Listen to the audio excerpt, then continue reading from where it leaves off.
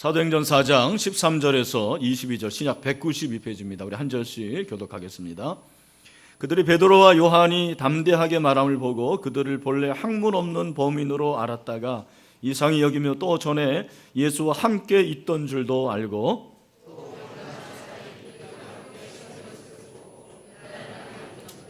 명하여 공회에서 나가라 하고 서로 의논하여 이르되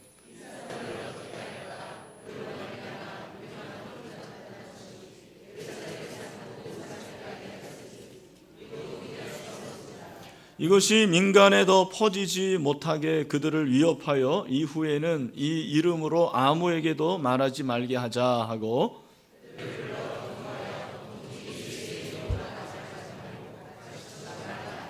베드로와 요한이 대답하여 이르되 하나님 앞에서 너희의 말을 듣는 것이 하나님의 말씀을 듣는 것보다 옳은가 판단하라.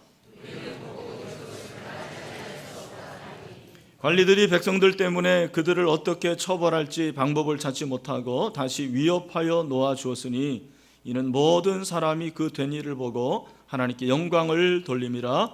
이 표적으로 병 나은 사람은 40여 세나 되었더라. 아멘.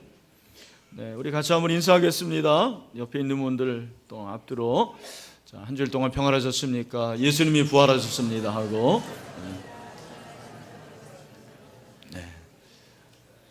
우리는 부활의 증인이다라는 제목으로 하나님의 말씀을 전하겠습니다.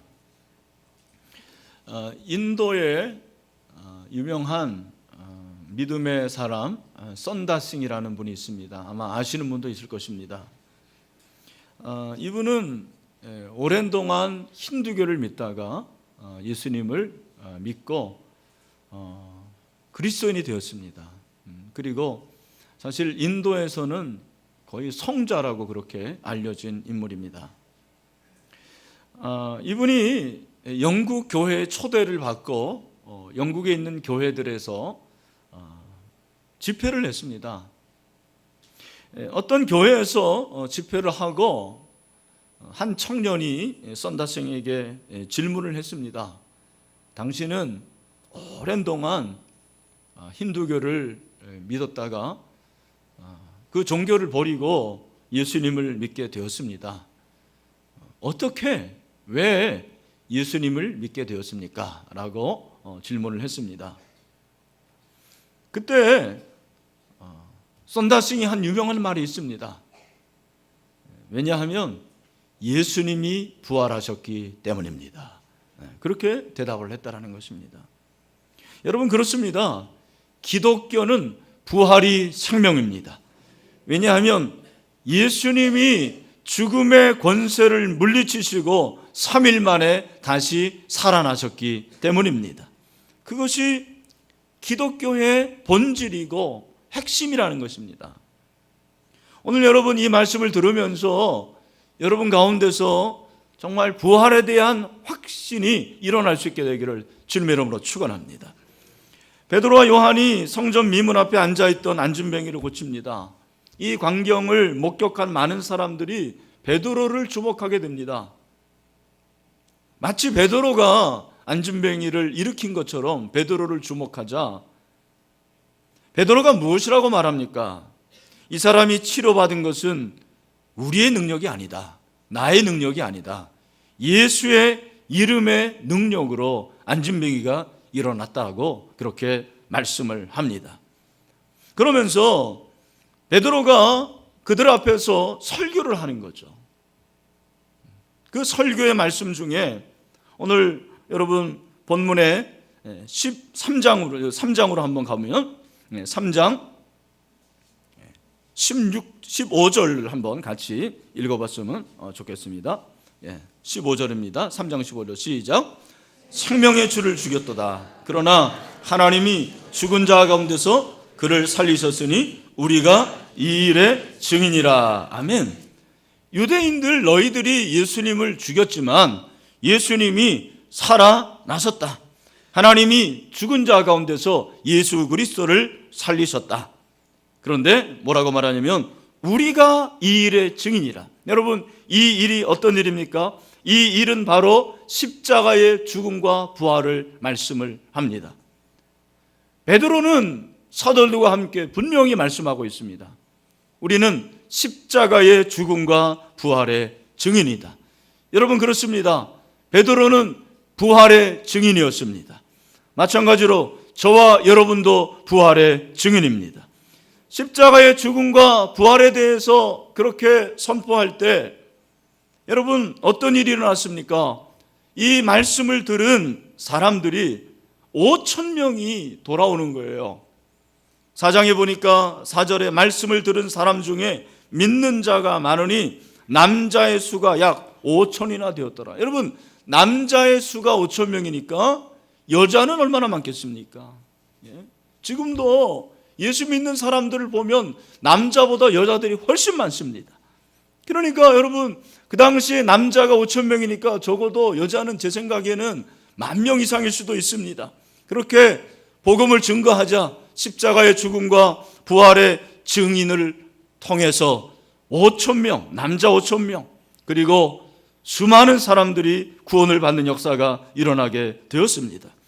여러분, 이 일을 보면서 그런데 싫어하는 사람들이 있었습니다.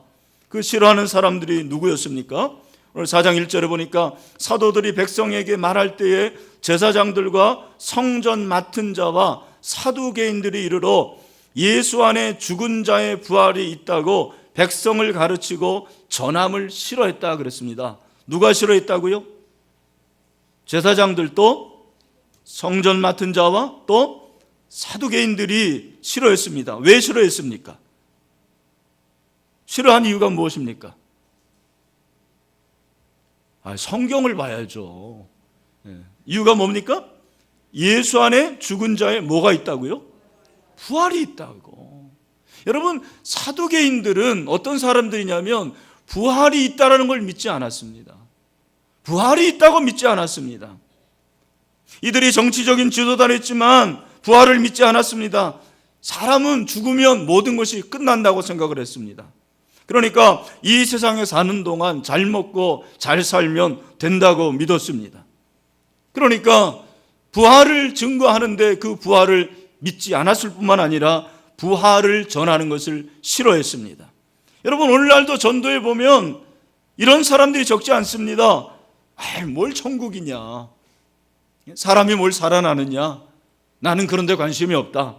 여러분, 그러면 지옥에 한번 가보면 됩니다. 지옥에 가보면은 그 결과를 알게 되는 것입니다.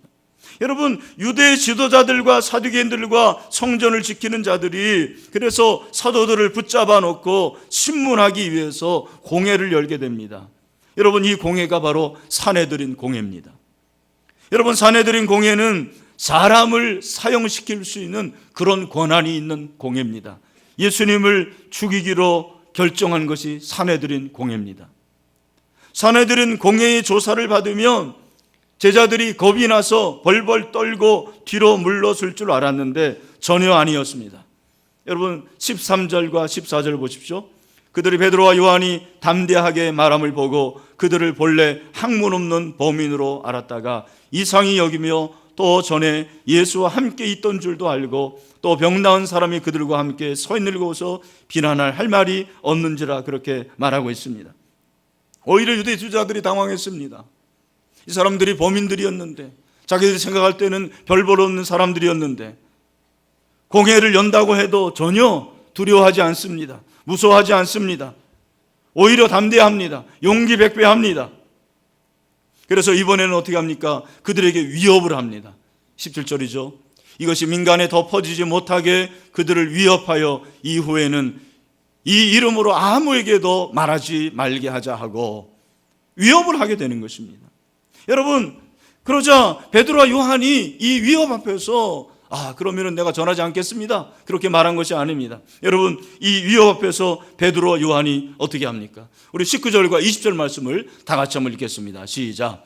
베드로와 요한이 대접하여 이르되 하나님 앞에서 너희의 말을 듣는 것이 하나님의 말씀을 듣는 것보다 옳은가 판단하라. 우리는 보고 들은 것을 말하지 아니할 수 없다 하니. 아멘. 베드로가 뭐라고 말하냐면 우리는 보고 들은 것을 말하지 아니할 수 없다고 말합니다. 내가 부활을 봤다라는 거예요. 부활하신 예수님의 말씀을 들었다라는 것이죠. 그런데 내가 이것을 어떻게 말하지 아니할 수가 있느냐? 저는 이 말씀을 읽으면서 제 마음속에 뜨거움이 생깁니다. 여러분 어떤 마음이 드시는지 모르겠습니다. 정말 마음이 후련합니다. 시원해졌습니다. 맡긴 것이 뻥 뚫린 기분이었습니다. 보고 들은 것을 말하지 아니할 수 없다. 여러분 이것이 베드로의 고백일 뿐만 아니라 저와 여러분의 고백이 되기를 간절히 소원합니다. 보고 들은 사람 뭐라고 말합니까? 목격자예요. 목격자. 보고 들은 사람이 목격자입니다. 그런데 여러분 아무리 보지만 목격자 중에서 말하는 사람이 있고 말하지 않는 사람이 있습니다. 간혹 우리 길거리 현수막에 교통사고가 있는데 몇 월 며칠 몇 시 몇 분 몇 초 이번엔 그렇게 나오더라고요. 요즘에는. 그래서 어떤 차와 어떤 차가 추돌한 것을 목격하신 분은 연락해 주십시오. 제가 살해하겠습니다. 그런 현수막을 우리가 보게 됩니다. 여러분 목격자가 증언을 해줘야 돼요. 증언하는 사람이 증인입니다. 증인은 보고 들은 것을 말하는 사람입니다. 베드로와 요한은 십자가와 죽음 그리고 부활의 증인이었습니다. 베드로는 부활의 증인으로서 사명을 충실하게 감당했습니다. 이유가 무엇입니까? 바로 예수 그리스도가 진리이기 때문입니다. 기독교가 진리이기 때문입니다. 예수 그리스도가 살아나셨기 때문입니다. 여러분 이것은 사실입니다. 허구가 아닙니다. 만들어진 얘기가 아닙니다. 이것이 바로 기독교의 본질입니다. 절대로 물러서는 안 됩니다. 양보할 수 없는 것입니다. 여러분 베드로가 부활의 증인이 된 것처럼 저와 여러분도 그렇게 되기를 간절히 소원합니다. 여러분 왜 우리가 부활의 증인이 되어야 됩니까? 기독교가 진리이기 때문입니다. 왜 기독교가 비난을 받습니까? 물론 우리가 잘못해서 그런 것도 있지만 더 큰 이유가 있습니다. 진리의 부분이에요. 불신자들이 생각하기에 왜 기독교 너희는 기독교에만 진리가 있느냐고 말하냐? 왜 기독교에만 구원이 있다고 하느냐? 왜 다른 종교에는 진리가 없다고 하느냐? 그 이유를 말씀드릴까요? 우리는 자신만만하기 때문입니다. 자신만만합니다. 정말 자신이 있습니다. 예수에게만 진리가 있습니다. 예수 안에서만 진리가 있습니다. 양보할 수가 없는 거예요. 그것은 관용이 아닙니다. 여러분 사도 베드로가 이런 위협 앞에서도 엄청난 고백을 하는 거예요. 그리고 엄청난 얘기를 합니다. 여러분 4장 11절에 보면 이 예수는 너희 건축자들의 버린 돌로서 집 모퉁이의 머릿돌이 되었다. 다윗이 한 얘기입니다. 구약에서 한 말씀입니다. 어떤 건축자가 큰 성전을 짓는데 정말 볼품없는 돌이 자꾸가 보여가지고 그 돌을 던져버렸습니다. 그런데 나중에 성전을 짓고 보니까 바로 자기가 버린 그 돌이 다시 돌아와서 가장 중요한 기초돌로 세워져 있는 것을 발견했다라는 사실입니다. 바로 이 건축자들이 버린 돌이 누굽니까? 바로 예수 그리스도이십니다. 유대인들이 버렸어요. 유대인들이 죽였습니다. 유대인들이 못 박았습니다. 여러분 저와 여러분도 예수님을 그렇게 버렸습니다. 우리의 삶에도 그런 모습이 얼마나 많은지 몰라요. 베드로는 예수 그리스도를 너희들이 버렸지만 하나님의 집의 모퉁이 되었다고 그렇게 말해요. 그러면서 아주 유명하고 위대한 말을 합니다. 그게 12절이죠. 뭐라고 말합니까? 다 같이 시작. 다른 이로서는 구원을 받을 수 없나니 선한 사람 중에 구원을 받을 만한 다른 이름을 우리에게 주신 일이 없습니다. 여러분 믿습니까? 정말 믿습니까? 저는 이 말씀을 가지고 지난주에 청년부에서 설교를 했습니다. 왜 한 길인가?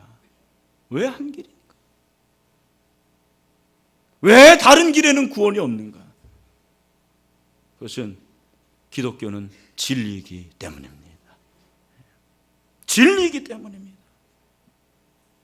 여러분, 만약에 다른 데도 진리가 있다고 하면 얼마나 멋있어 보이는지 몰라요. 이제 며칠 후면 초파일인데 우리 교회가 초파일을 맞이해서 선물을 보내고 현수막에 부처님 탄생을 축하드립니다. 신일교회 일동. 그러면 아마 세상 사람은 멋있다고 생각할 거예요. 굉장히 관용하다. 여러분, 그것은 관용이 아닙니다. 그것은 타협입니다. 진리에서 관용은 미덕이 아닙니다. 그것은 타협입니다. 여러분, 선생님이 시험 문제를 냈습니다. 사지선다형입니다. 한 학생이 손을 번쩍 들더니 선생님, 4개나 되는 답 중에 하나만 고르는 것은 배타적입니다. 관용을 베풀어 주시옵소서. 말이 되는 소리입니까? 말이 안 되는 거예요.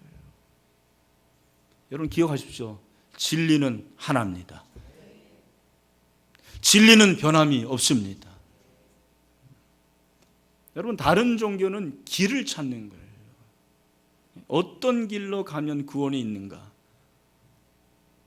여러분, 예수 그리스도는 자신이 길이요 진리요 생명입니다. 예수님이 길이십니다. 예수님 안에 길이 있습니다. 예수님 안에 진리가 있습니다. 예수님 안에 생명이 있습니다. 여러분, 이 말씀을 꼭 여러분의 마음에 담기를 바랍니다.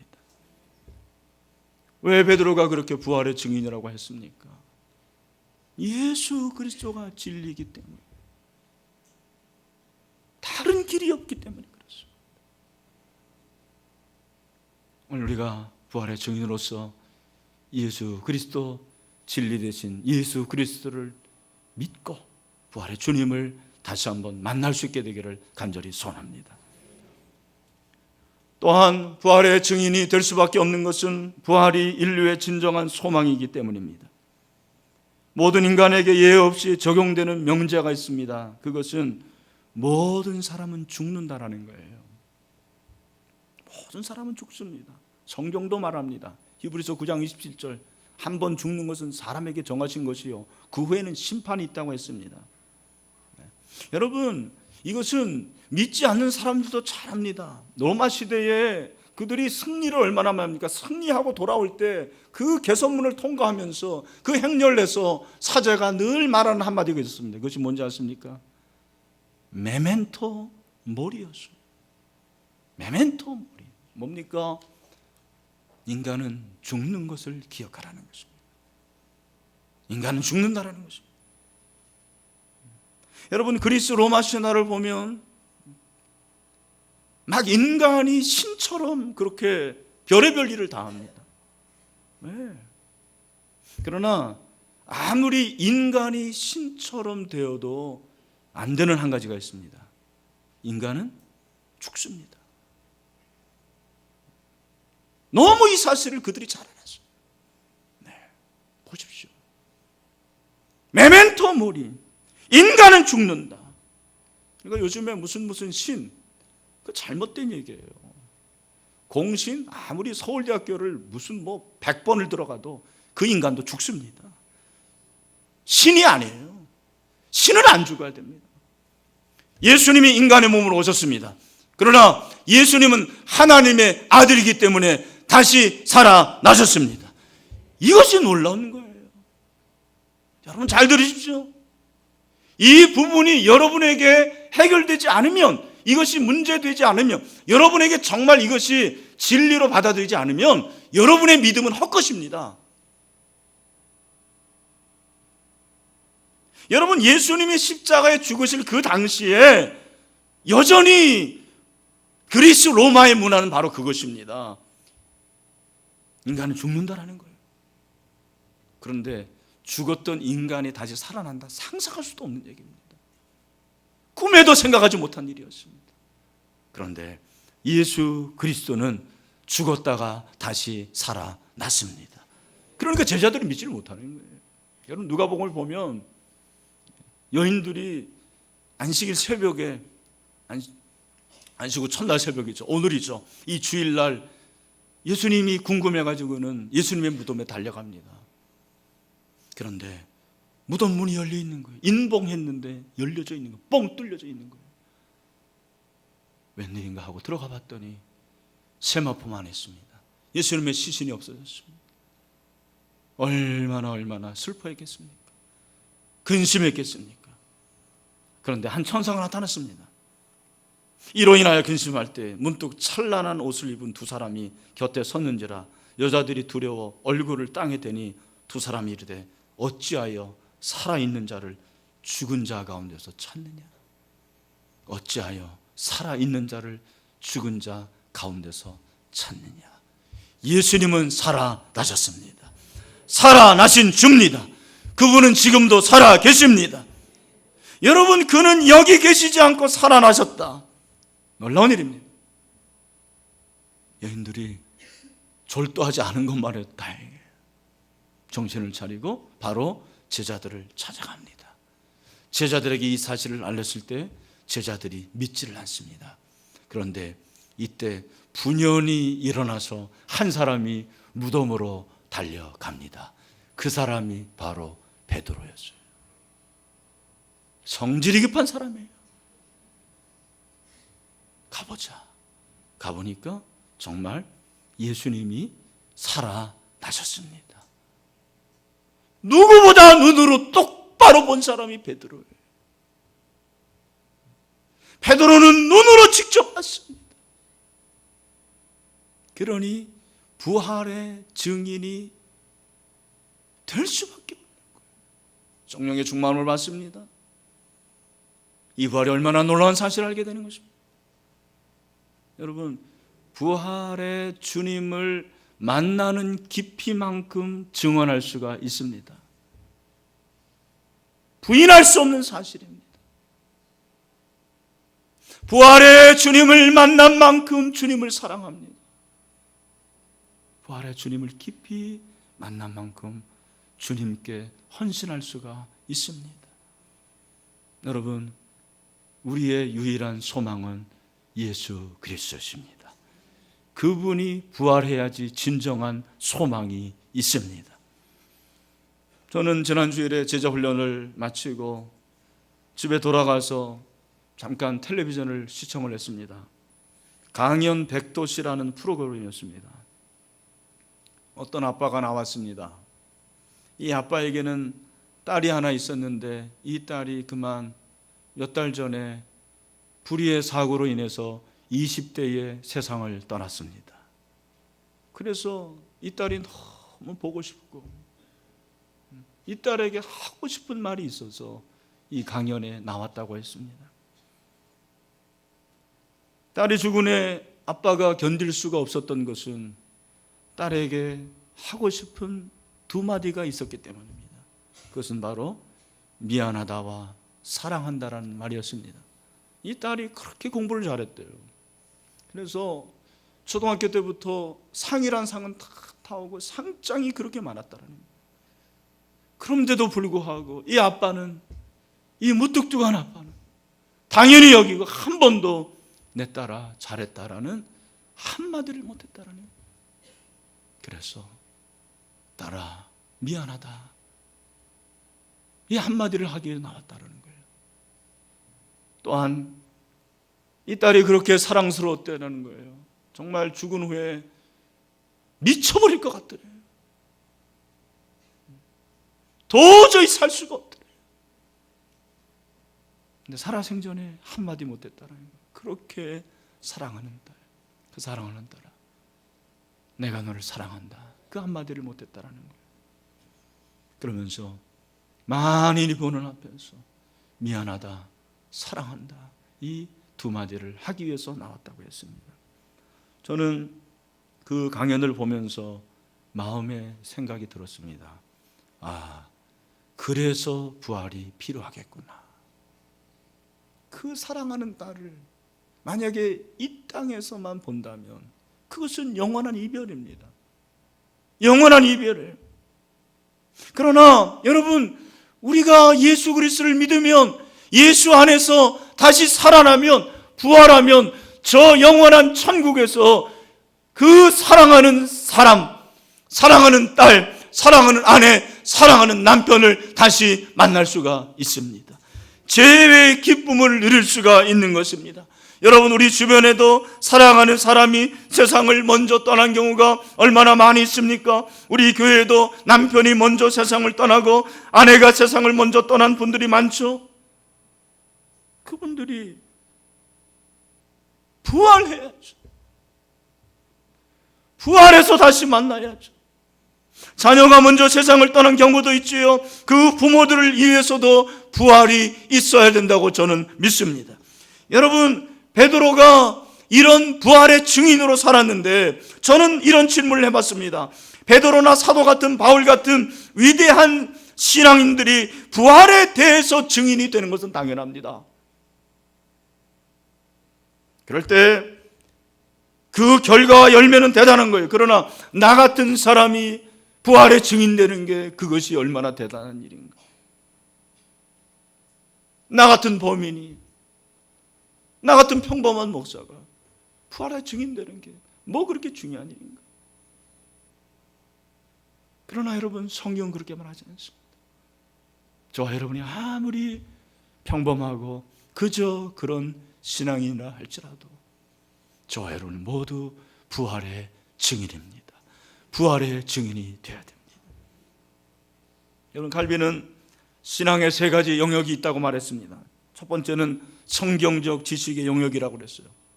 성경적 지식이 없이는 신비주의에 빠집니다. 여러분, 말씀을 잘 들어야 될 이유가 여기에 있습니다. 설교 시간은 절대로 다른 생각하지 마세요. 여러분들이 집에 가서 얼마나 성경을 읽습니까? 얼마나 성경을 연구합니까? 그런데 이 말씀 시간이라도 잘 들어야 되죠. 우리가 전도해야 될 이유가 있습니다. 알리는 것입니다. 그것이 믿음입니다. 두 번째 영역이 있습니다. 그것은 경험의 영역이라고 그랬어요. 하나님께서 체험하게 하시는 거예요. 여러분, 세 번째는 봉사와 헌신의 영역인데 잘 보십시오. 부활이 성경적 지식의 영역이에요. 그러나 어떤 사람은 이 영역으로 머무르는 거예요. 아, 그래, 예수님이 부활하셨어. 잘 압니다. 3일 만에 부활하셨어. 그러나 경험적 영역이 없는 사람들이 많아요. 여러분, 정말 여러분에게 부활의 경험이 있습니까? 여러분, 부활 보셨어요? 예수님 부활하신 거 보셨습니까? 그건 경험하지 못했네요. 근데 뭘 증인이라고 그럽니까? 여러분, 잘 들어보십시오. 도마 같은 사람은 정말 경험하고 싶었어요. 그래서 나는 예수님 난 만져봐야 된다. 예수님이 또 이 소리를 어떻게 잘하시고 그러면 바로 찾아오시면 한번 넣어봐라. 내 옆구리에 손을 넣어봐라. 여러분, 도마가 뭐라고 말하면 나의 주, 나의 하나님. 여러분, 도마가 손을 넣었다라는 말씀은 없어요. 그 순간에 넣지 않아도 부활하신 주님의 경험을 하게 된 거죠. 저는 그렇게 생각합니다. 예수님 말씀하십니다. 믿음 없는 자가 되지 말고 믿는 자가 되라. 여러분, 지식의 영역이 아니고 여러분이 믿으면 그것이 경험의 영역이 되는 것입니다. 뿐만 아니라 여러분, 이 경험이 어떤 경험이냐면 내가 직접 본 경험은 아니지만 간접적인 경험이라고 합니다. 잘 들어보십시오. 전 세계에 지금 수억의 사람들이 신분이 높든 낮든 남녀노소 빈부귀천에 상관없이 문명인이든 야만인이든 민족과 혈통을 초월해서 부활해서 살아계신 그리스도 안에서 구원과 기쁨을 발견했습니다. 이것이 경험이죠. 이것이 경험입니다. 저는요, 개인적으로 말씀드리면 정말 제일 좋은 게 예수님의 부활입니다. 나는 부활만 생각하면 정말 어찌할 뿔을 모르겠어요. 물론 예수님의 탄생도 좋고 성탄절도 좋고 다 좋습니다. 그러나 여러분, 저는 부활을 생각할 때마다 생기가 넘치게 됩니다. 기쁨이 있습니다. 충만합니다. 감사합니다. 이게 경험이에요. 내 머리로가 아니에요. 여러분, 여러분의 성경적인 지식으로 끝나지 말고 여러분의 가슴으로 이 기쁨과 감격의 경험이 있게 되기를 소원합니다. 왜 부활의 증인이 되지 못할까요? 제 생각에는 이 경험이 약하기 때문에 그래요. 여러분, 사도 바울도 예수님의 부활을 본 사람이 아니에요. 예수님의 십자가를 본 사람이 아니에요. 그러나 누구보다도 예수님의 부활에 대해서 확실했던 사람이 누굽니까? 바울이에요. 왜? 다메섹에서 예수 그리스도를 만났죠. 그리고 예수 그리스도를 통해서 그의 영혼 깊은 곳에 이 감격과 이 경험이 있었기 때문에. 그래서 고린도전서 15장 14절부터 19절에서 바울이 뭐라고 말합니까? 우리 한 절씩 한번 교독하죠. 제가 먼저 있습니다. 그리스도께서 만일 다시 살아나지 못하셨으면 우리가 전파하는 것도 헛것이요 또 너희 믿음도 헛것이며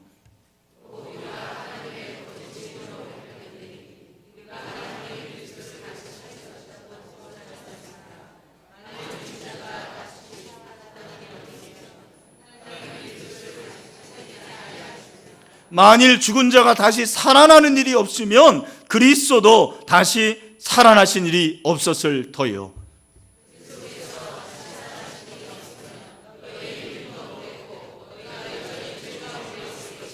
또한 그리스도 안에서 잠자는 자도 망하였으리니 만일 그리스도 안에서 우리가 바라는 것이 다만 이 세상의 삶뿐이면 모든 사람 가운데 우리가 더 불쌍한 자이리라. 여러분, 제가 한마디 해드릴까요? 여러분 중에서 나는 다 믿어지는데 부활만은 믿어지지 않는다. 여러분, 그런 분들이 있을 거예요. 제가 말씀드립니다. 불쌍한 사람입니다. 불쌍한 사람이에요. 제가 사실은 일부 예배에서도 똑같이 불쌍했다고 그랬어요. 잠깐 생각해 봤습니다. 일부 예배 끝나고 이거 너무하고 말 아닌가. 그래도 예수 믿겠다고 예배드리겠다고 나왔는데 불쌍하다고 말하는 것이 너무한 거 아닌가. 그러나 불쌍합니다. 여러분, 부활이 믿어지지 않는 사람은 다 믿어지지 않는 거예요. 죄송합니다. 부활이 믿어지지 않는 사람들은 진짜 신앙이 아닙니다. 그래도 다 믿는데요. 그러나 부활이 없으면 다 헛것이라고 그랬어요.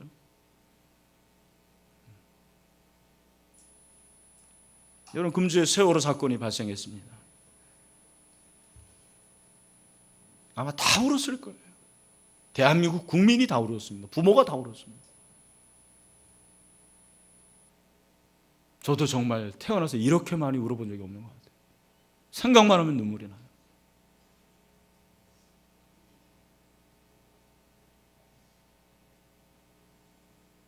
여러분, 그러나 한 가지만은 분명합니다. 그 슬픔 속에서도 예수 그리스도를 믿으면 다시 살아납니다. 부활이 있기 때문입니다. 여러분, 장례식장에서 우는 사람들에게 믿음이 없다고 말하지 마세요. 저는 잘못됐다고 생각합니다. 예수님도 나사로가 죽었을 때 우셨어요. 예수님 믿음 없어서 우신 거예요? 아니죠. 여러분, 믿음을 그런 식으로 말하지 마세요. 슬픈 건 슬픈 거예요.